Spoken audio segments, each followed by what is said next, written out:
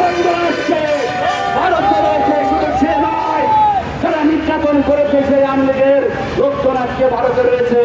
সেই জন্য ডক্টর ইউনূসকে বলতে চাই, এবং যারা সংখ্যালঘু সম্প্রদায়কে নির্যাতন করছেন তাদের বলতে চাই, তারা তো ভারতে গেছে, আপনারা কোথায় যাবেন? পাকিস্তান, পাকিস্তান তো কোনো বর্ডার নেই 1900 কিলোমিটার দূরে, অতএব পলাতে পারবেন না। সংখ্যালঘু সম্প্রদায়কে নিরাপত্তা দিন, সংখ্যালঘু সম্প্রদায় সুখ দুঃখের কথা শুনুন, সংখ্যালঘু সম্প্রদায় আপনাদের সাথে থাকবে। আর না হলে খেলা হবে আগামী নির্বাচনে, খেলা হবে। সংখ্যালঘু সম্প্রদায়কে অবজ্ঞা করে কেউ নির্বাচনে ক্ষমতায় যেতে পারে নাই, আগামী দিনেও সংখ্যালঘু সম্প্রদায় ছাড়া কেউ ক্ষমতায় যেতে পারবে না।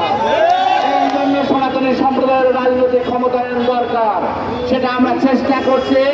বাংলাদেশের সকল রাজনৈতিক দল এবং সনাতনী সংগঠন যারা রাজনীতিতে উৎসাহী, তাদেরকে নিয়ে সংখ্যালঘু বৃহৎ মোর্চা গঠন করা হবে।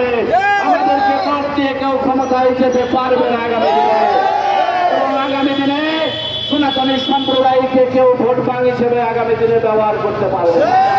এবং আমাদের প্রধান দাবি হবে চিন্ময় কৃষ্ণ ব্রহ্মচারীর মুক্তি। চিন্ময় কৃষ্ণ ব্রহ্মচারীকে মুক্তি না দিলে আগামী মাসে ঢাকা থেকে চট্টগ্রাম লং মার্চ ঘোষণা করা হবে।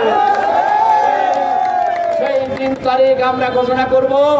ঘোষণা করবেন আমাদের প্রিয় ভারপ্রাপ্ত মুখপাত্র গোপীনাথ ব্রহ্মচারী, সেটা আমরা আপনাদেরকে মিডিয়ার মাধ্যমে জানিয়ে দেব।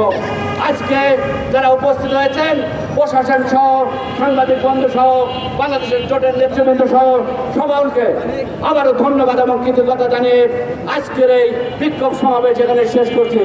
জয় শ্রীরাম, জয় শ্রীরাম, জয় শ্রীরাম। ধন্যবাদ। জয় জনতা।